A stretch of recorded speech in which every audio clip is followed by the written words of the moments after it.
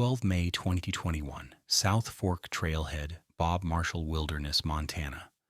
The receipt from the Hungry Bear Deli in Seeley Lake shows EO 8:42 a.m., a turkey wrap, and 2 energy bars. The man signs the trail log, A. Weller, Solo Route 07, his pen dragging slightly through the damp paper. Last entry before the ink blurs under light drizzle. He adjusts the chest strap on his pack, checks a handheld GPS twice, and looks up once toward the tree line where the light thins. From the parking lot camera, his movement is ordinary, efficient, practiced, unaware. Birds cover the silence where engines fade. 21 hours later, weather surveillance records a low front moving through the basin. The next morning, his vehicle remains at the trailhead. His signal never reappears on the grid. Filed as initial disappearance, case 2127A. End of public sighting. Beginning of record, the South Fork Trailhead log was nearly full when Andrew Weller signed it that morning. A mid-May Tuesday saw light traffic on the Bob Marshall Wilderness trails, the day cool enough for most hikers to postpone more ambitious routes. The ranger station maintained regular sign-in protocols through the shoulder season, when snow still clung to northern slopes above 7,000 feet. Ranger Ellen Straub recorded a standard pre-hike exchange with Weller, noting his apparent preparation and experience level in her field log. Solo hiker, male, mid-30s, Route 07 declared, she documented at 9:05 a.m. Equipment check complete. Weather advisory acknowledged. Permit number 219A issued. The weather that morning featured intermittent drizzle against the lodgepole pines, their bark darkened in vertical streaks. Wind moved through the canopy with a persistent hiss. Gravel crunched under boots as hikers made final adjustments to gear. A standard wilderness morning, until it wasn't. Every disappearance begins as paperwork. Straub's final note included a routine observation: solo route confirmed, Chari appears capable. She would later testify that nothing in Weller's demeanor or preparation suggested unusual risk factors. His spot tracker activation registered normally, sending its first ping at 9:17 a.m. from the trailhead before he moved into the tree line. Video footage recovered from the trailhead security camera shows Weller walking with deliberate, unhurried steps. He makes a single phone call that lasts 42 seconds before powering down the device and placing it in his pack's side pocket. The call, records later showed, was to his sister confirming his route start. By early afternoon on May 12th, Weller had made good progress on Route 07, a moderately challenging 36-mile loop through the Bob Marshall Wilderness Complex. The weather had improved slightly, with periods of weak sunlight breaking through the cloud cover. The forest floor remained damp, pine needles and moss, absorbing the light rain from earlier hours.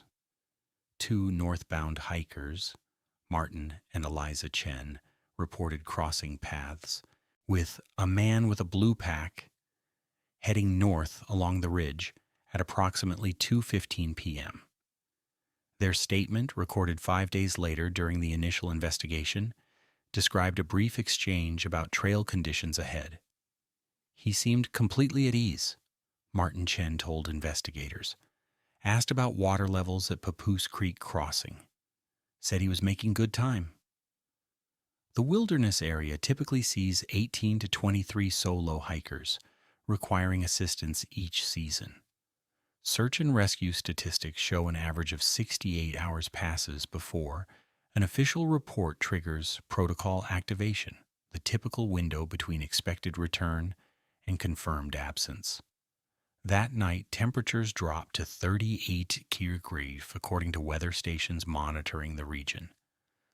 No unusual animal activity was recorded by motion-sensitive wildlife cameras placed along the northern boundary.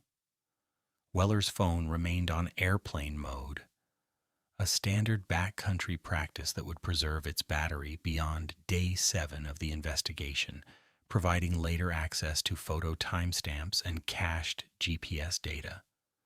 The true measure of solitude in wilderness settings is redundant connectivity.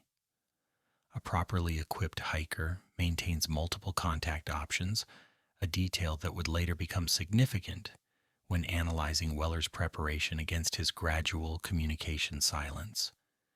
His sister's voicemail, archived on May 14th, stands out in its ordinary expectation. "Hey, just checking in. Call when you're back in range."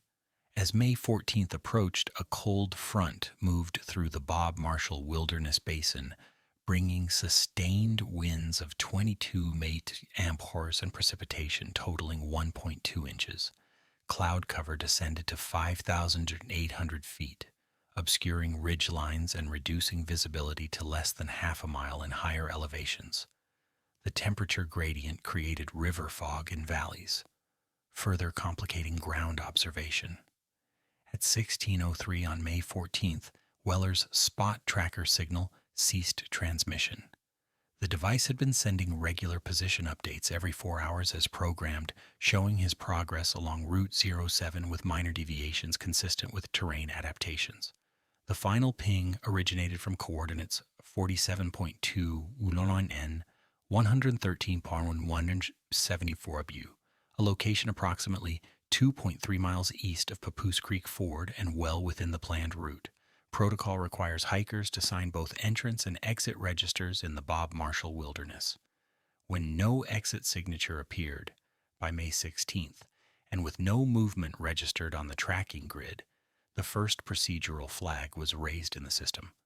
No return register entry charged grid signal last recorded 47.19 N, 130.74 W, noted Assistant Ranger Davis in the daily log. Vehicle MT plate 4TR771 remains at South Fork Lot.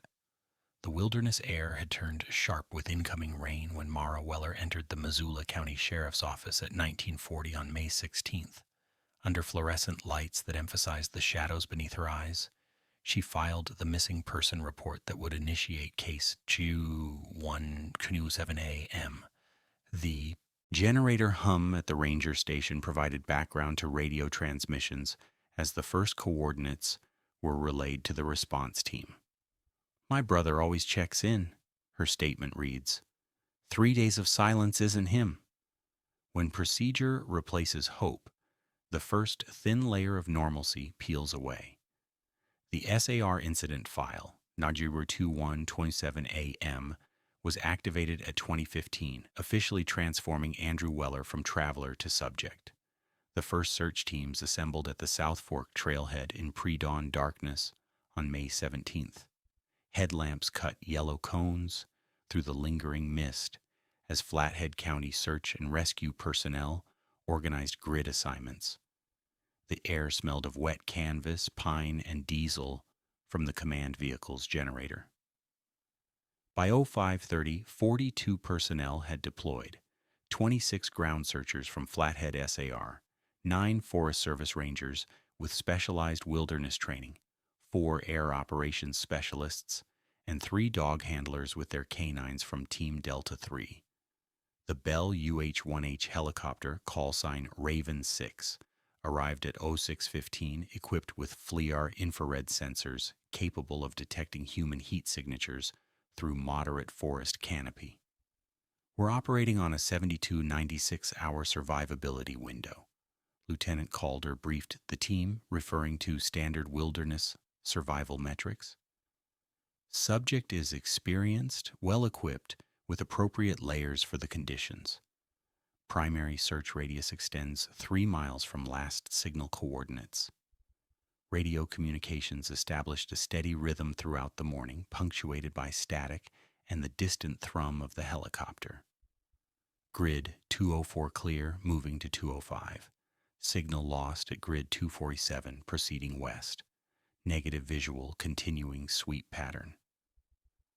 Meanwhile, at the ranger station, Mara Weller established what would become a 6-day vigil. She arranged photographs of her brother on a folding table, provided detailed descriptions of his equipment, and maintained a careful log of every search development. Coffee cooled in styrofoam cups as the operations center filled with the quiet urgency of professionals working against tightening odds. Hope documents itself, observed Ranger Straub in her personal notes. You see it in the meticulous lists family members make, as if completeness of information could ensure completeness of return. On the evening of May 20th, the first significant lead emerged when a ground team located Weller's tracking beacon 1.7 miles northwest of its last transmission point. The device rested on bare ground beneath a stand of western larch, its power indicator still illuminated. The plastic housing showed no damage, the battery level at 64%. The discovery of Weller's still functioning beacon on May 20th triggered an immediate recalibration of search parameters. The device's location, off-trail and downslope from the main route, suggested either intentional placement or accidental dislodgement. Technical analysis showed no malfunction in the unit itself. The tracker was sending a signal, just not transmitting to the satellite network, explained SR technician Fiona Morris.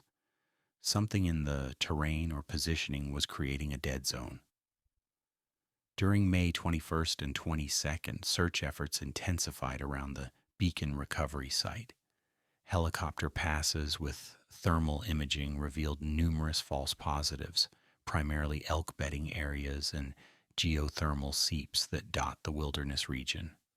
A promising heat signature approximately 400 yards north of the beacon site proved to be a reflection from weather monitoring foil on a Forest Service precipitation gauge, its metallic surface distorting the infrared return. The statistical probability of locating a missing person drops 17% for each day beyond the first 48 hours, a figure that hung unspoken over the command center as the search entered its fifth day. Volunteers began reporting conflicting interpretations of potential footprint evidence, a common phenomenon as search fatigue sets in, and observation becomes increasingly subjective. We chase ghosts by the hour, Lieutenant Calder noted in his field report. Every shadow in the periphery becomes the subject, every disturbance in the undergrowth a potential indicator. The percussion of helicopter blades became a constant accompaniment to the search, their rhythm merging with the natural sounds of the wilderness, water moving over moss-covered rocks, wind through high branches, the occasional cold exhaust of generators at base camp. The mechanical intrusion emphasized the vastness it attempted to overcome. On May 22nd at dusk, K-9 Team Delta 3 discovered the remnants of a small campfire approximately 1.3 miles southeast of the beacon recovery site. The fire pit contained cold ash and a partially burned trail map of the Bob Marshall Wilderness. The map fragment showed Route 07 with several hand-marked annotations, including circled areas and what appeared to be timing notes. Forensic recovery would later reveal the ink matched a pen found in Weller's abandoned backpack. Between May 25th and 30th, search operations narrowed to a 5-square-mile grid surrounding the campfire discovery. Ground teams identified a pattern of footprints matching Weller's boot size and tread pattern, size 11 Merrill Moabs, diverging significantly from the official Route 07 trail. The prints showed erratic directional changes and unexpected detours that contradicted his registered itinerary. According to the National Park Service, approximately 5.2% of backcountry searches reveal indicators of criminal interference.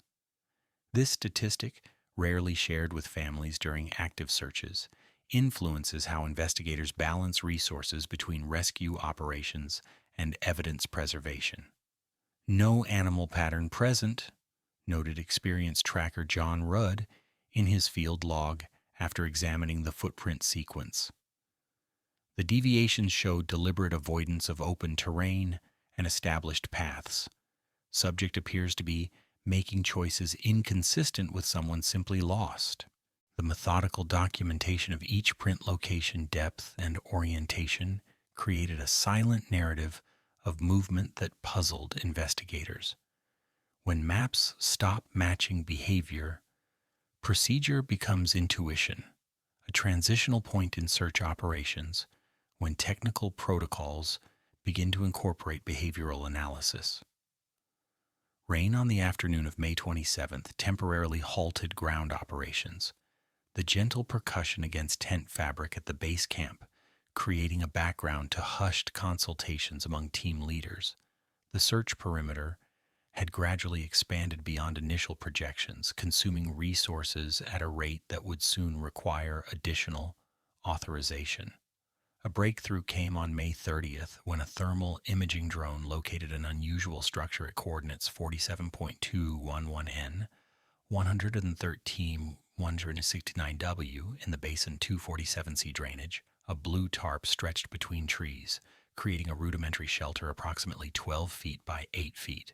The site lay 2.1 miles from the original last known position, in difficult terrain that required technical descent to access. The drone's high-resolution camera captured images of what appeared to be camping equipment beneath the tarp. A backpack matching Weller's description, cooking equipment, and what looked like clothing arranged in an orderly fashion. No movement was detected during 3 separate flyovers, spaced 2 hours apart. The discovery of the tarp shelter prompted an immediate tactical response. By early morning on May 31st, a specialized team had established a secure approach to the site, maintaining observation from multiple angles before closing in. The mountain air carried the metallic scent of approaching rain as team members moved through damp underbrush, their radio communications reduced to essential transmissions only. Site approach complete. No movement detected, came the first report at 0817. Structure appears abandoned, proceeding with caution. The tarp, military grade and relatively new, had been expertly secured using paracord and aluminum stakes. Beneath it, investigators found a meticulously organized camp. Weller's blue backpack, a sleep system, cooking equipment, and 7 days of rations, most unopened. His compass lay atop a flat stone beside the sleeping area, positioned with apparent deliberation. Most significant was the discovery of rust-stained fabric beneath the sleeping pad, a distinctive reddish-brown pattern that preliminary field testing indicated was consistent with human blood. The stain pattern suggested prolonged contact rather than sudden trauma. During this phase of the investigation, the human dimension of the search continued at the command center. Each morning, Mara Weller would ask the same question, "Any news today?" her voice maintaining the same careful pitch regardless of the answer. The family's recorded plea, broadcast on regional news segments, captured the suspended reality of waiting. We just need to hear his voice. Just one word to know he's still out there. By June the 2nd, forensic specialists had completed their preliminary examination of the site. Trace evidence collection yielded an unexpected finding. Tantalum particles embedded in the soil beneath the sleeping area. This rare earth element, used in specialized electronics and certain medical applications, suggested prolonged stationary presence of an uncommon object. The expanding investigation had methodically documented 376 separate evidence markers at and around the tarp site. Each item photographed, measured, and recorded formed a constellation of data points that collectively suggested something beyond a typical wilderness emergency. As silence builds bureaucracy, the case expanded beyond search and rescue parameters. On June 3rd, the Flathead County Sheriff officially converted the operation from a SAR mission to a criminal investigation request. marking the procedural acknowledgement that Andrew Weller's disappearance likely involved human intervention. The transition to criminal investigation brought new personnel and methodologies to the Bob Marshall Wilderness. Yellow evidence markers multiplied across the landscape as forensic specialists expanded their search radius from the TARP site. The forest that had first been viewed as an obstacle to finding Weller was now cataloged as a potential crime scene. Each fallen branch and disturbed section of soil documented in its relationship to the whole. Wilderness disappearances follow distinct statistical patterns. 93% resolve as either rescue or recovery within 14 days. By June 9th, with Weller's case entering its fourth week, it had moved into the exceptional category that often involves external factors beyond environmental hazards or mishap. On June 10th, the investigation took an unexpected turn when a hunting survey team conducting an off-season wildlife population assessment approximately 4 miles north of the primary search grid discovered a sealed tent in a small clearing. The three-season shelter, a North Face VE25 in distinctive yellow, had been pitched according to proper wilderness protocols, elevated slightly on the flattest available ground with appropriate drainage channels. Survey team reports possible abandoned campsite. Came the radio call at 1423. Request investigative support at coordinates 47.2 113.71W. The response team arrived 90 minutes later, approaching with the same tactical caution established for all potential evidence sites. The tent zipper was secured from the inside. When carefully opened by a forensic technician, the interior revealed a sleeping bag still zipped closed, a backpack, and personal items arranged with unusual orderliness. Food supplies remained untouched in a bear canister positioned precisely at the tent's foot. Subject appears deceased.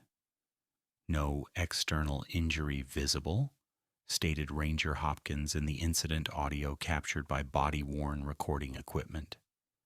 The clinical description belied the human reality inside the tent, a male hiker in his 40s, positioned in a manner suggesting sleep rather than struggle, with no immediate signs of trauma.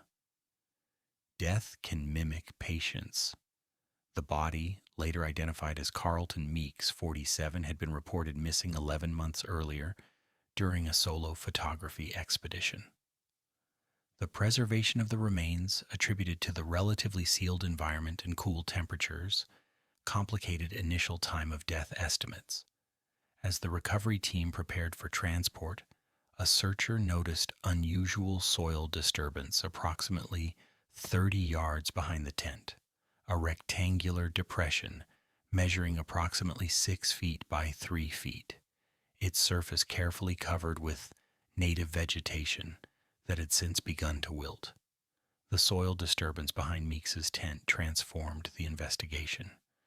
By midday on June 11th, a forensic excavation team had carefully removed the layer of transplanted vegetation to reveal disturbed earth beneath.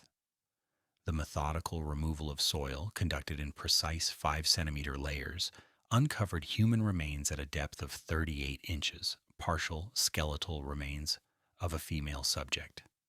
Secondary recovery operation in progress, documented the on-site medical examiner at 1542.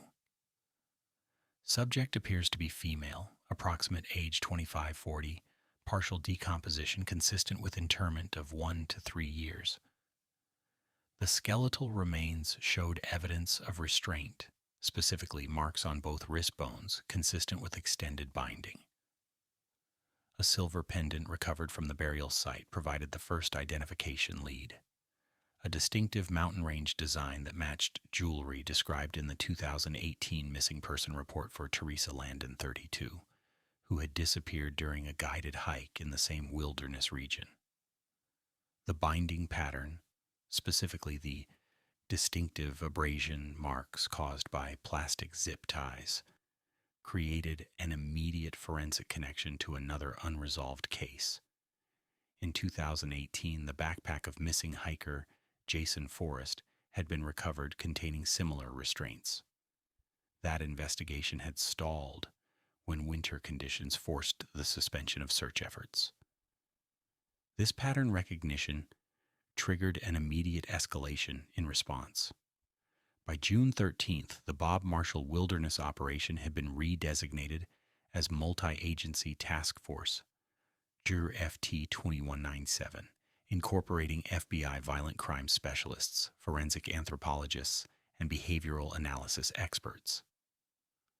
The wilderness that had initially been treated as an obstacle to finding one missing hiker had become a suspected hunting ground. Disappearance was only the surface variable. Beneath it lay a methodical pattern now exposed through geospatial analysis of multiple cases spanning 3 years. We're looking at a 22-mile radius with at least 3 confirmed victims, stated the preliminary task force briefing. The temporal spacing suggests a resident predator rather than an opportunistic offender. The cold professional language of the briefing contrasted sharply with the reality it documented. A wilderness area, sought by visitors for its isolation and beauty, had concealed something hunting them. The vastness that offered solace to some had provided opportunity to others. On June 14th, latent fingerprint analysis revealed a critical connection. Prints recovered from the interior fabric of Teresa Landon's recovered tent matched those of Richard Ames, a seasonal trail guide reported missing in 2019. The convergence of evidence from 3 previously unconnected disappearances triggered an intensive recovery operation across the identified 22-mile radius. Between June 15th and 20th, investigators utilized ground-penetrating radar, cadaver dogs, and systematic grid searches to identify potential burial sites. On June 16th, the most significant discovery emerged not from technology but from careful observation. A collapsed fire pit approximately 1.2 miles from the tarp shelter revealed an elaborate concealment. Beneath the stones and ash lay the entrance to a rudimentary subterranean shelter, measuring approximately 8 feet by 12 feet, with a depth of 7 feet. Structure appears deliberately constructed and maintained, noted Special Agent Mariah Chen in her field report. Framework utilizes both manufactured and natural materials, evidence of long-term occupation. The underground space contained a disturbing inventory: an audio recorder, various types of restraints, including handcuffs and zip ties, and a waterproof case containing handwritten diary pages with encoded trail coordinates. The meticulous documentation included what appeared to be observation notes on hiker patterns, trail usage statistics, and ranger patrol schedules. Most troubling were the compliance logs, dated entries that systematically recorded behavioral responses of captives identified only by initials and numbers. The entries documented a progression from resistance to cooperation, with notations about improved responsiveness and acceptance of wilderness protocols. The psychological assessment team that analyzed the recovered documents identified a distinct pattern of controlled captivity designed to establish dominance through isolation. He documented obedience like a route map, Special Agent Reese explained during a closed briefing on June 19th. The entries show a progression from initial resistance to what he termed wilderness adaptation, a process of breaking down normal social responses through controlled isolation and reinforcement. Weather stations recorded 0.8 inches of rain during the excavation of the underground shelter, the persistent drumming on equipment, tarps, providing an ambient soundtrack to the methodical recovery of evidence. Water pooled in depressions around the site, reflecting the gray sky in fractured mirrors across the forest floor. In wilderness settings, isolation demands faith in one's preparation and abilities. For the victims held in the underground shelter, that isolation had been weaponized, their faith systematically rewritten through controlled deprivation and selective reinforcement. The breakthrough in suspect identification came through archival research rather than physical evidence. Cross-referencing the handwriting from the diary pages against historical ranger logs revealed a match to a former seasonal employee, Clark Marin, 42, terminated from the Forest Service in 2017 following complaints about inappropriate contact with solo hikers. By early July 2021, the investigation had shifted from wilderness recovery to focused manhunt. Clark Marin's last known residence, a cabin rental near Seeley Lake, had been vacant since April, with mail accumulation suggesting approximately 60 days' absence. Digital forensics revealed internet searches for survival techniques, underground structure construction, and trail usage statistics dating back 3 years. Marin was located and arrested on July 8th at a campground near Idaho's Selway Bitterroot Wilderness, approximately 112 miles from the Bob Marshall investigation area. He offered no resistance during the arrest, responding to officers with what the report described as calm acknowledgement. The interrogation transcripts, partially released through FOIA requests, reveal a disturbing psychological framework. When questioned about the individuals found in the Bob Marshall wilderness, Marin displayed neither remorse nor denial. They wanted to stay at first, he stated approximately 7 hours into the questioning. The wilderness is honest. It shows people who they really are when everything else is gone. Forensic analysis connected Marin directly to all 3 confirmed victims through DNA evidence, tool marks matching equipment found in his vehicle, and handwriting consistent with the altered trail logs that had helped conceal the disappearances. His seasonal ranger training had provided intimate knowledge of search protocols and wilderness patrol patterns, knowledge he had systematically exploited to create windows of opportunity. In wilderness emergencies, control manifests as the ability to adapt to changing circumstances. Marin had inverted this relationship, creating the emergency to establish control, then positioning himself as the sole authority in an environment where normal social structures had been removed. His behavior mimicked rescue even as it enforced captivity. The sealed confession, referenced in court documents but not publicly released, allegedly contained the cryptic phrase, 3 signatures on 1 page, interpreted by investigators as a reference to the trail register where Marin had potentially identified and selected victims. For families waiting at trailheads or command centers during the various searches, the arrest brought resolution without closure. The methodical processing of evidence, the careful documentation of statements, the forensic connections between cases, each procedural step confirmed what had happened without explaining why. The evidence gives us process, explained Lieutenant Calder during the final press briefing, but it can't give the families back what was taken. Some questions don't have wilderness protocols to follow. By August 2021, excavations had expanded to include 5 additional sites, identified through analysis of coordinates in Marin's documentation, resulting in the recovery of 2 more sets of remains. Each discovery added to the clinical documentation of predation hiding within normal wilderness activity. Throughout 2022, the Bob Marshall Wilderness case triggered comprehensive procedural revisions across the National Forest Service and connected agencies. The administrative response materialized in new protocols, technology deployment, and restructured backcountry management.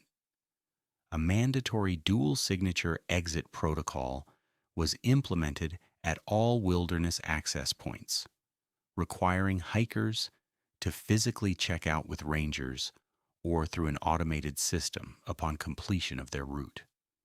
Electronic permits integrated with biometric verification, typically a photograph or thumbprint, created a more robust tracking system for backcountry users. Policy grows from absence, testified SAR Captain Straub during a congressional hearing on wilderness safety in March 2022. Every new procedure represents a lesson written in experience we wish we hadn't gained. The procedural changes represented the institutional processing of trauma, converting the emotional impact of the case into actionable safeguards. Rangers received expanded training in behavioral observation and suspicious activity recognition. Emergency beacons with tamper-evident seals became standard issue for solo hikers in designated high-risk areas. For the families involved, these regulatory responses offered cold comfort.